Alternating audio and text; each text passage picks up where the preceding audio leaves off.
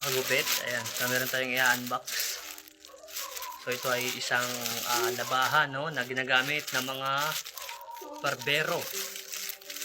Sa mga ganito, yung mga design dito. Tsaka dito. Ayan. So, unbox natin.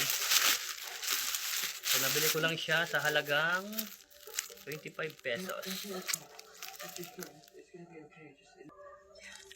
So, gamitin natin siya ng gunting.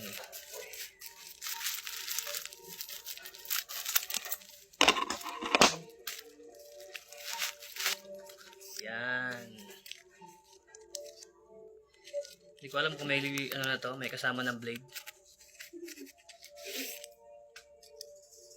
Ayan, so meron na kasama ng blade. That is why we're here. Holly's.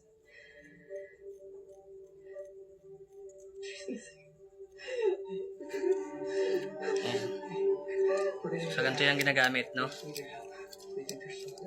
So kung kayo ay isang barbero at interesado kayo sa mga ganitong gamit, no, check out nyo na lang dyan sa may yellow basket. Bye bye!